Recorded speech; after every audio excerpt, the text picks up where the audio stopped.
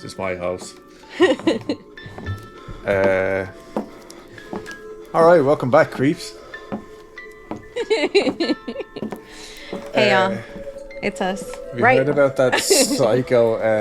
Imagine if my hands were like this All the time. all the time. I'd be like, hey. Did you hear about that psycho who broke out of jail? No. He's this. I haven't actually looked up pictures. I might do like a full in-depth episode, but this ex-sheriff who was like in prison for like rape and murder or something. Anyway, he like just walked himself out. Apparently, there's a documentary about it called "The Devil in the Ozarks." That's what they've named him. The Devil in the Ozarks? Yeah, and he just walked out of prison the other day. Haven't found him. Apparently, he's like just surviving in the woods. Christ. And he's supposed to be like this huge guy. Really? Yeah. Damn. So that's a very unresearched story, but yeah, I was listening to something about it earlier on. I think I'm definitely gonna have to cover it. You can cover that. Yeah. I got other things in mind. But anyways, so what have you been up to? Nothing, really, to be honest. I was like on a couple of other podcasts and stuff like that, doing some Houston Strange. That's it. I honest to God can't think of anything else since our little movie review update episode. Well, you had a call this morning. Yeah. With Tommy Cullum from the Let's Get Freaky podcast. Lovely guy. Yeah. I've been reading a lot of books. The one that I'm reading right now is Big Beautiful Life by Emily Henry. It's turning out to be pretty good. It reminds me a lot of The Seven Husbands of Evelyn Hugo, where there's like interviewers and like someone with a really big story, like a big, like grander than regular life story. And then before that, I read Eleanor Oliphant is Completely Fine, which is by a Scottish writer. Okay. And it's so fucking good. Oh, really? So good. Eleanor Oliphant. It's Completely Fine. It's Completely Fine. Yeah, Cool. It's been out for a while, that book. But man, is it a banger. Like, I recommended it to my niece who has just recently got into audiobooks. She's enjoying audiobooks at the moment, which I am very proud to say. We get to go back and forth in regards to books. And also, lately, I've been consuming a lot of Drag Race content. RuPaul's Drag Race. Not Formula One, but... I will say, like, there's rarely a day goes by, if ever, that there's not at least one drag queen on our TV. Yeah, that's true. But the thing is, I don't watch the full episodes. I watch recaps because I like to watch... The bitchiness. I like to watch the drag queens discuss the outfits and how well they lived up to like the assignment. Like, yeah. Did they complete the assignment or not? And like the underhand dealings of what's going on All Stars right now. So even though like I watched the photo review with Raven and Raja, and I watch Race Chasers with Willem and Alaska Thunderfuck. What a name. Alaska Thunderfuck. Alaska Thunderfuck 3000 is her full name, or 5000, one of those. Cool. Yeah. Do you know what I did actually just remember? Because, like, do you know when someone asks you, like, oh, what have you been up to? And you're like, nothing. But it actually just took me a while there to remember. We went to see Bring Her Back. Oh, yeah. Those Australians know how to make you sad and scared at the same time. Yeah. It's so good. Like, if you have seen... Was it Talk to Me? Yeah. Like, it's not the same film, obviously. Like, it's not like a sequel or anything, but it's the same feeling. It's the same feelings, yeah. It's so good. Like... Or it's like horror and despair. Yeah. There's never a happy ending. Just enough, like, gory gruesomeness, like... It adds to the story, which is a big thing I'm always harping about. Does it add to the story? And it does. Yeah. It does. No, it's really cool. From, like, start to finish, I was like, this is it. Yeah. This is the one. And then, yeah, I'm trying to remember. There was something else. Did we do... No, that was it. I think. But I remember being excited to talk about that on here. I was like, that is one that we have to. We have to shout out. Yeah. It is a good I'm gonna put this movie. here. If you're in the market for a scary movie, I would recommend that one. It's fucked up.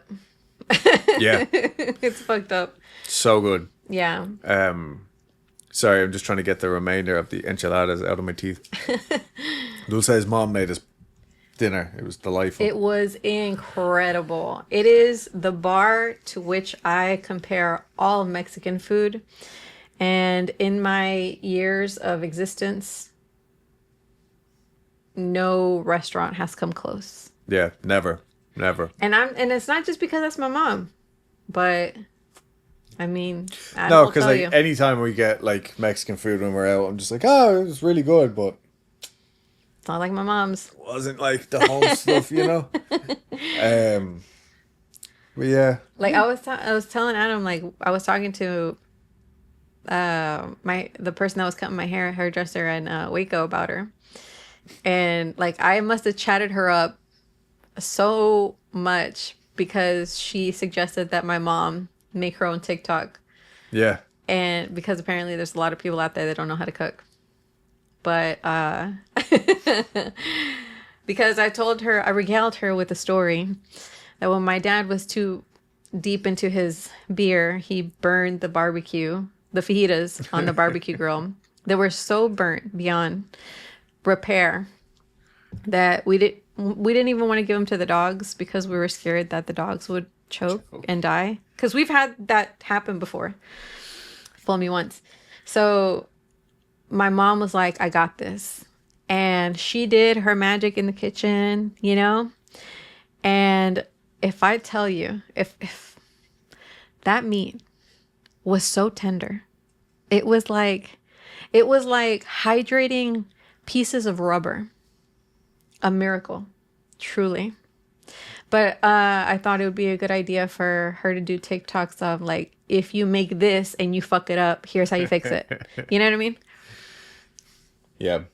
And speaking of pieces of rubber, that's what else I remembered. The other day I was helping out my friend do a photo shoot. And basically I ended up blowing up like 30 balloons or something. And then we had to like pop them afterwards. And like I just smelled like rubber for like 2 days. That kind of It was gross, reminds I me couldn't of get it that out. strange addiction of that man who like Yeah. had a thing with women sitting on balloons and bursting them. He would have had a feel. Well, there was no women at this shoot, but there were lots of boys and men. Anyway, you have a story for us. So yeah, I do. We almost forgot tarot card of the day. We're Haha. out of practice. Yeah. So today is the Eight of Pentacles reversed. Today is a day to focus on your craft. Don't be lazy. Don't cut corners. What you're creating or doing is a reflection of who you are. Even the most mundane task can become sacred when we do it with devotion. Find satisfaction in doing your work well. It is so worth it. So, with a name like Weekly Creep, I sometimes think we pigeonholed ourselves. I think I mentioned it last time. So I thought, what else could I talk about that will make me excited and still give me the spooky vibes? Creepy vibes, rather. I started thinking about animals. Initially bugs, but there's just so many that I didn't know how to approach, like such a vast topic. There's so many. There's like species, there's kingdoms, there's orders. You know? It is fascinating. Subspecies or whatever it is. There's a lot. Anyways, today though, well, it's going to come soon. Once I get that bug of inspiration, once I find a lead, then I'll chase it. Bug of inspiration? Is that on purpose? No, actually it wasn't. Anyways, that's going to be coming soon. Today though, I really want to talk about something that like I get genuinely excited. These are the videos that I click on. These are the videos that I make my nieces and nephew watch, and they don't mind them. So I want to talk about creeps we don't know too much about. They look creepy, but they're cool looking as fuck. Today we're going to be talking about creatures that we will probably never set our eyes on in our lifetime. Okay. and you can only see them online if you're the average person. Today, y'all, we're talking about deep sea creatures. Sick. Trying to think of a sound effect to put in there. Maybe a submarine. Gloop, gloop, gloop, gloop. Yeah, The sound something of wet. billionaires imploding. We can joke about that now. It's been long enough. We could joke about that at the time. At the time. Yeah. Okay, so our first wet creep is a cephalopod, the vampire squid. Ugh. Why'd you say it like that? Vampire squid. I just wasn't expecting that. Yeah. Oh my god. I'm excited. So it inhabits temperate and tropical oceans, and they come in two colors only. The first color is like a muddied scarlet color, and they can also be jet black, like jet ink black, Blacker than black. like a doll's eyes. Like a doll's eyes. Yeah. It has fins on the side of its head, and their eyes also only come in two colors. They can be like a vibrant ocean blue or blood red. So I saw a picture online. It was like a black vampire squid. Should I with have red visuals here eyes. so we can like? Yeah, I hope you find the picture of the black squid with red eyes because it looks otherworldly. It really looks like something that shouldn't. Be. Yeah. So its tentacles are webbed, which inspired the name Vampirotiethys infernalis, which means vampire squid from hell. Isn't that fucking The cool? vampire squid from hell. Yeah. This yoke. No, that's just a regular It's octopus. just a regular cephalopod. So cephalopod just means octopus. Or eight-legged something. Yeah, cephalopod could be like a cuttlefish. It could be a squid. Yeah, Whoa. that's what they look like. Isn't that fucking insane? Insane. Yeah, That's mad looking. I know. And it's real. It looks like something that you would find at Spirit Halloween. This picture here is actually gorgeous. Oh, wow. Yeah. All right, we're going down the rabbit hole. Hold on. So, this freak lives 2,000 to 3,000 feet under the ocean, where oxygen saturations are as low as 3% and there's hardly any light. The temperatures down there can go as low as 35 degrees Fahrenheit or 2 Celsius. Wow. They have a large gill surface area and slow metabolic rate, which helps the squid thrive in this environment. The vampire squid only grows to be about a foot long, and naturally, females are larger than the males. Oh, You yeah, see that in yeah. like That's praying usual, yeah. mantises, Spiders. spiders, yeah. So the vampire squid reproduces when... This is how they reproduce. It's fucking crazy. It's like UPS. You'll see what I mean. The males pass a packet of sperm to the females for them to use whenever they decide is best to fertilize their eggs. Wow, how Yeah. polite, how cordial. Yeah. Very consensual. And they, yeah. Yeah, because like the female could be like, no thanks. Yeah. You're all right, I don't want this package. Yeah. So that's what I mean, like very UPS. Or also, on the other side of things, the female could be like, yeah, sure, give us it. Yeah, I'll take that. Yeah, don't worry, I'll use it. Yeah, yeah. And then just they don't use it. Yeah, fuck this shit. So the babies are born and they're 0.3 inches long, and they're not born with webbing like the adults have. As juveniles, they grow a second pair of fins on the sides of their head. Once they're fully grown, the initial pair that they were born with get reabsorbed into their bodies. Wow. So then they have like the one pair. Vampire squid eat marine snow and other organic debris that falls from the surface of the ocean. So like, say there was like a shark attack, or like, you know, like someone threw a chum in the water. Yeah. Like if it makes its way down to them, they'll eat it. Marine snow, I guess that's what all that, like the specks of stuff are that you see when you're looking at like a deep sea documentary or whatever. Yeah. They don't hunt live prey. Okay. 'Cause, you know, it's like organic, whatever. So they have these two long filaments that can extend. So like if you see a picture of a vampire squid, you just see like its little arms and its web. But like in some of the pictures you'll notice, and some of them actually look like it might be like an editing error or something. But there's just these like long string-like filaments that are hanging out, like they can get extended, and they're kind of just like, floating around and swimming with them. Like a jellyfish. Kind of like a jellyfish. Yes. And they use those to grab food, cover it in mucus, make it into these little mucus dumplings, and they eat the mucus dumplings. Gross. Yeah. That's like, here's a sandwich, I'm going to cover it in my snot and eat it. Basically, kind of like a mosquito, where it's like it spits, not a mosquito, a fly. Where it spits, it dissolves, and they suck it up through their straw mouth. Gross. But anyways, just because they don't hunt live prey doesn't mean that predators don't hunt them. Mm-hmm. They do have a defense mechanism, which is fucking insane. The vampire squid has a defense mechanism where parts of its body flashes light that disorients predators. Whoa. Mm-hmm. You'll see that sometime in the animal world, but you see it more often than not in the deep sea creature world. They can change the brightness of this light, and they can also change the frequency in which it lights up, so they can be like bloop bloop bloop bloop bloop. That's like, crazy. They can, yeah. So the origin of the light comes from the squid's organs, and their beak jaws, which are covered in what is called photophorus, which is basically light producing organs. Wow. The squid has these in different parts of its body, like the top of its head, its fins, and tentacles. So as I mentioned before, the vampire squid can shoot mucus that coats, their food.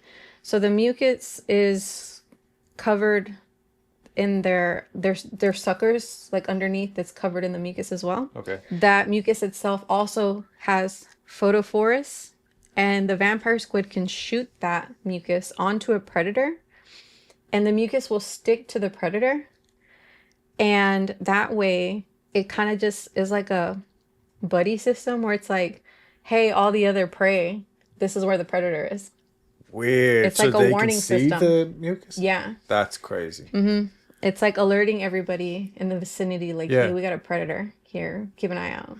Like, he's right here. Wow. Yeah. Look at him in his trench coat over there standing by the fence. Yeah. So, yeah, that's pretty fucking cool.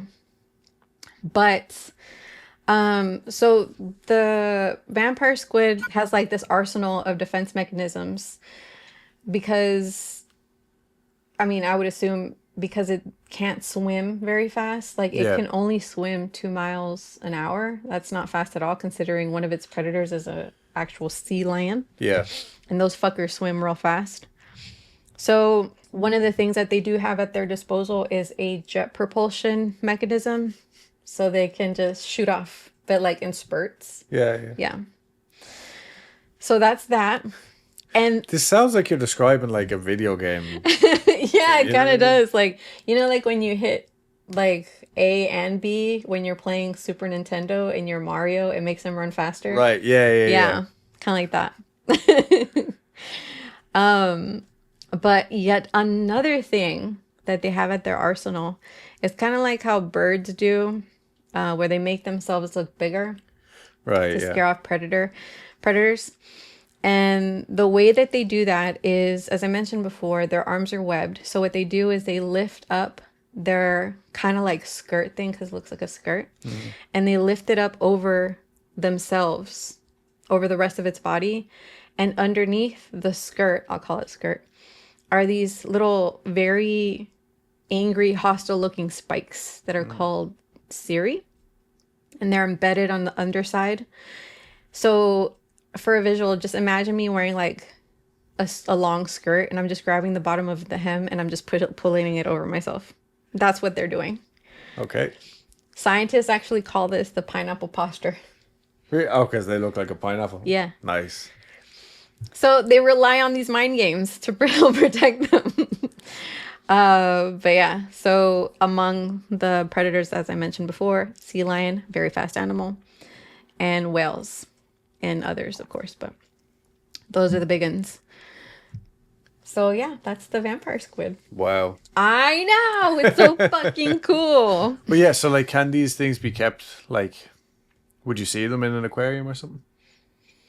Because they're like octopi, or I think you could find them in an aquarium if, like, what I mean is they could survive yeah, probably in a aquarium setting. Actually, you know what? One of the reasons why they can thrive in this environment is because the saturation of oxygen is so low. Like they've adapted to that.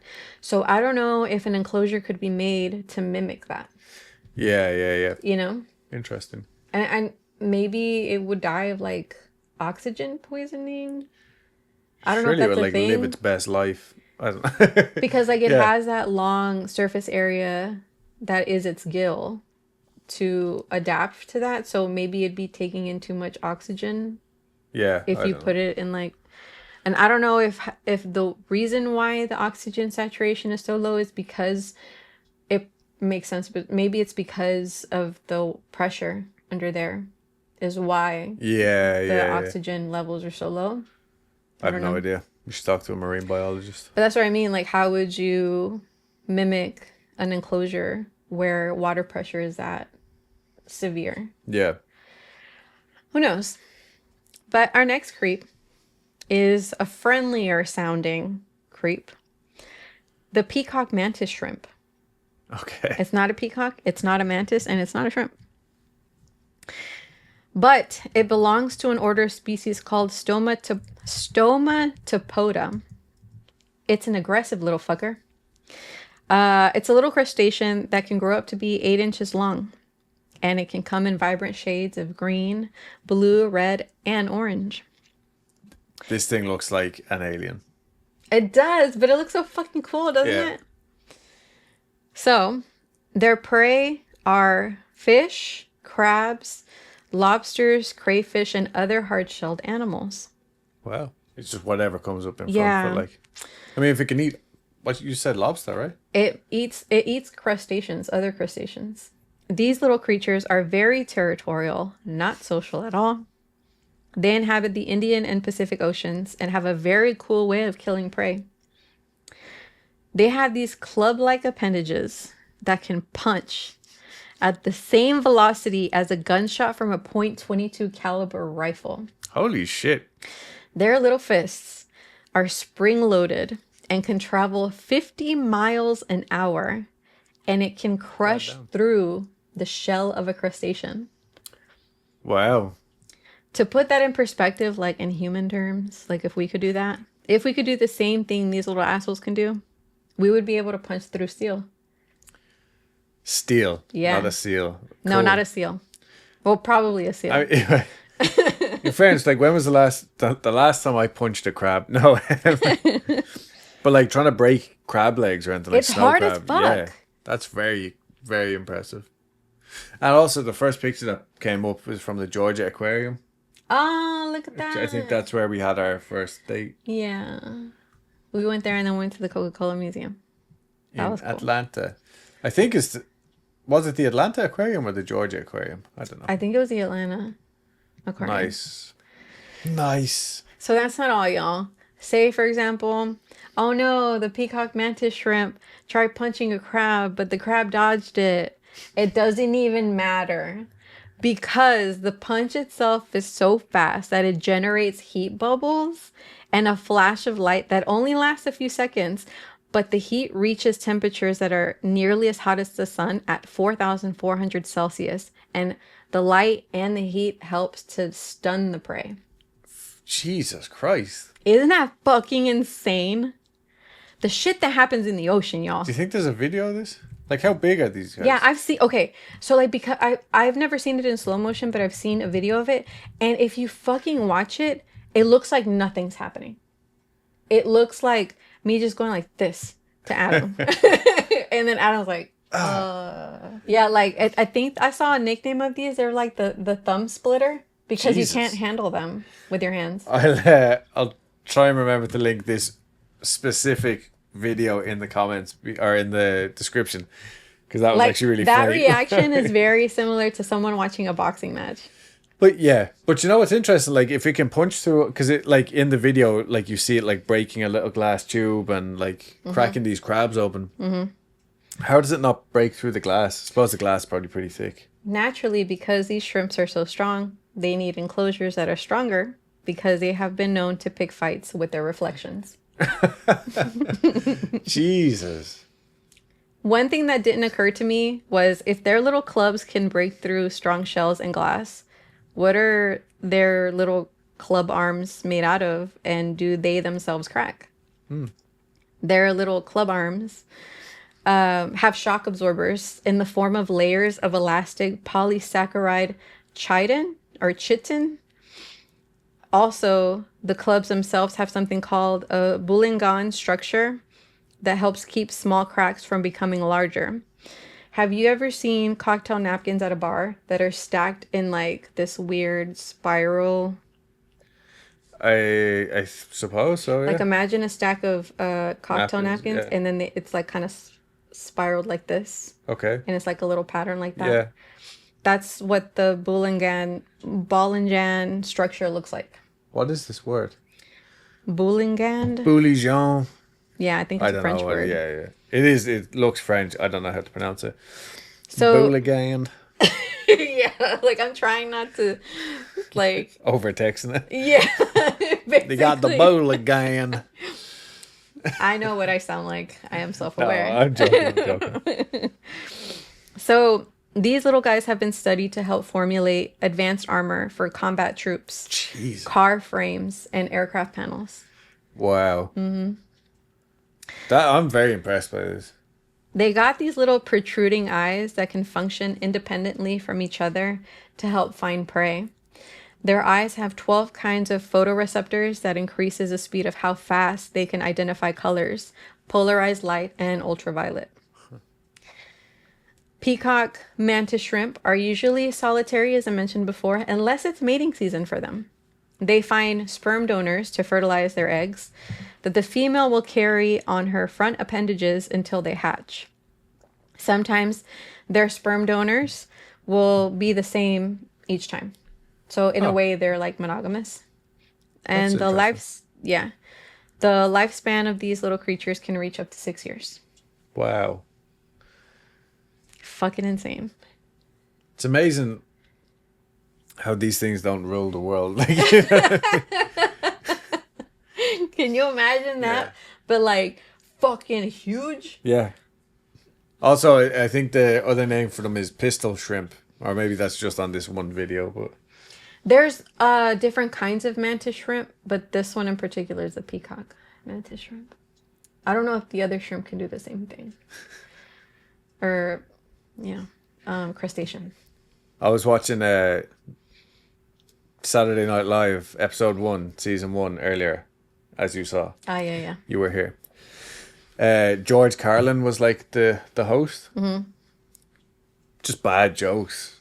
You know what I mean? From start to finish. No offense if you like George Carlin. This Or is if you my- are George Carlin. Or if you are. No, I think he's dead.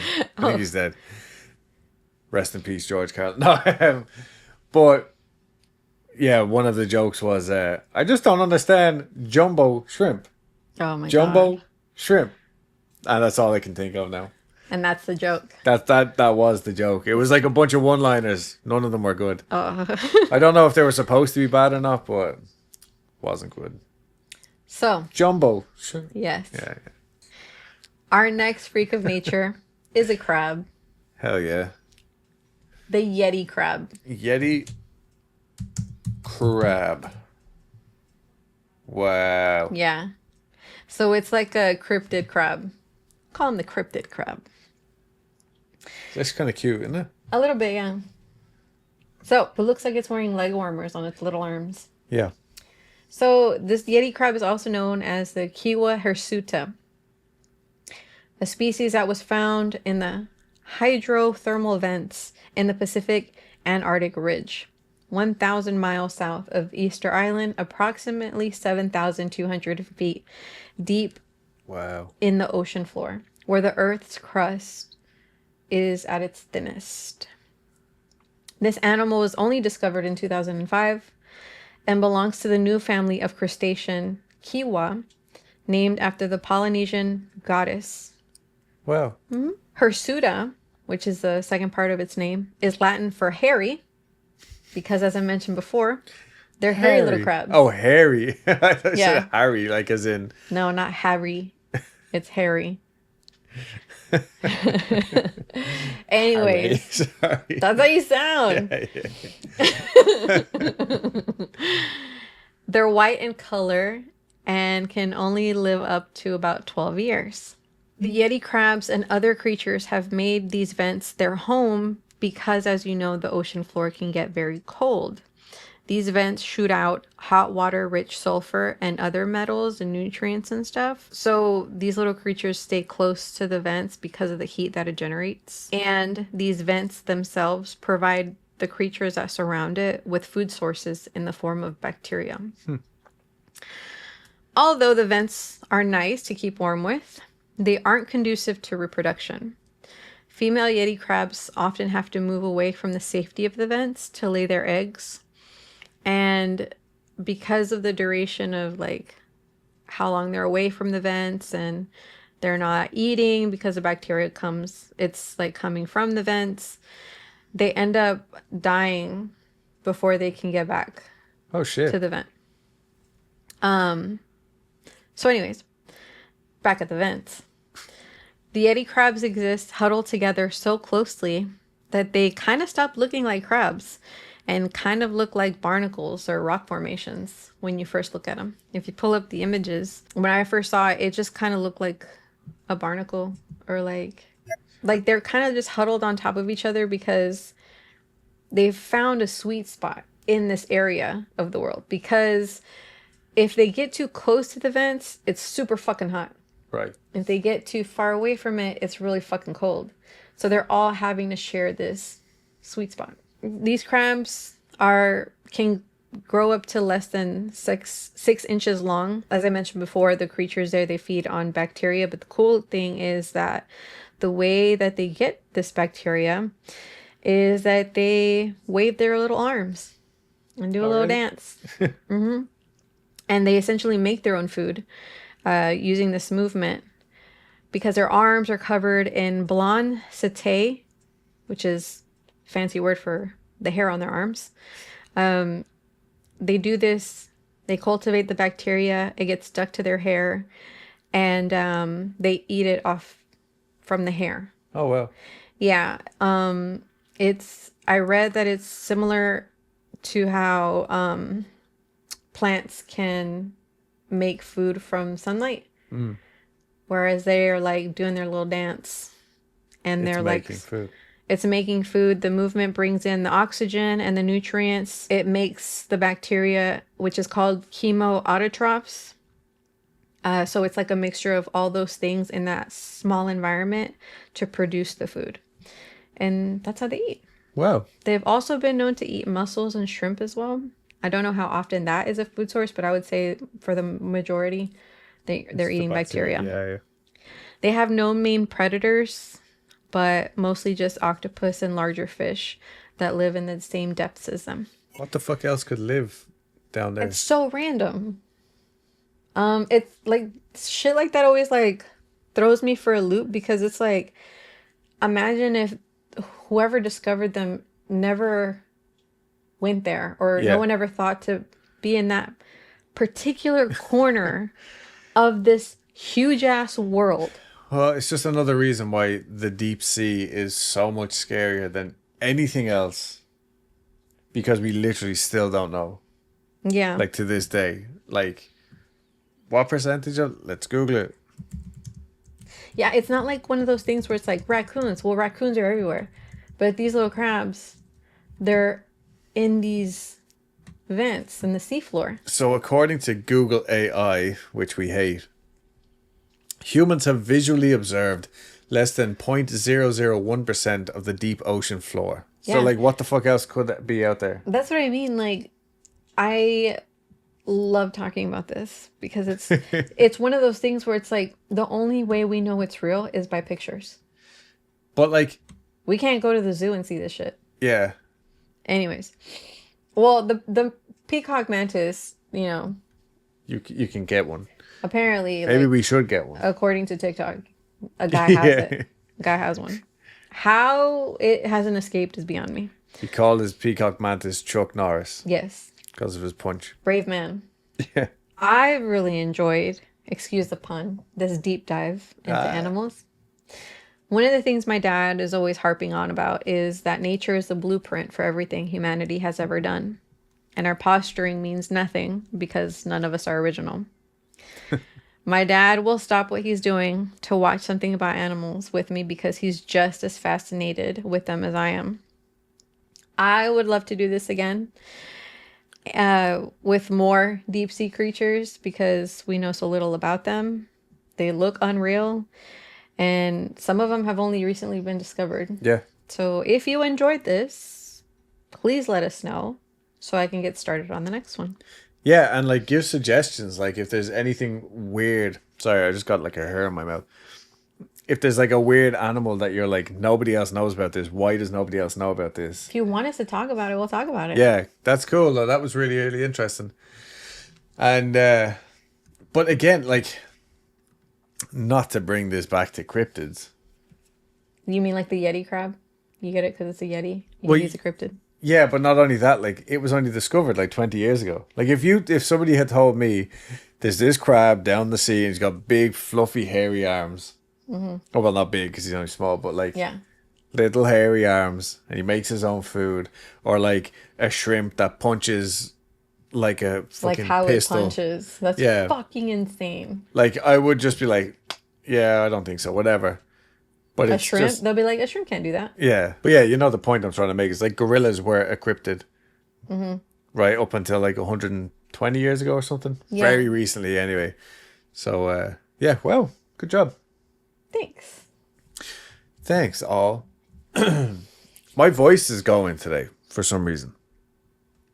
I know you probably can't tell because of my dulcet tones here.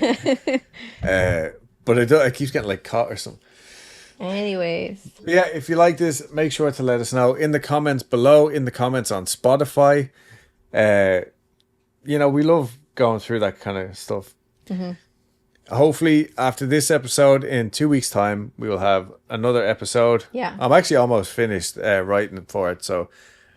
Oh, you're working on it? Yeah, I've been working on it, for the last few days. Oh, cool.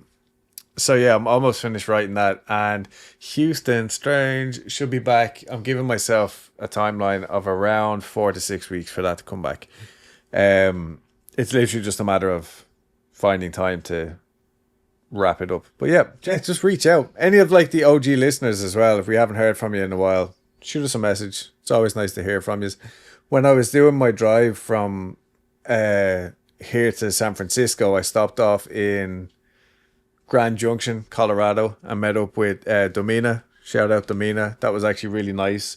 She's been listening for like the longest time, so it was just like meeting an old friend. And we just sat down and actually, so my dad and uncle were having beers or whatever. I don't drink. I was drinking water. I was the driver anyway.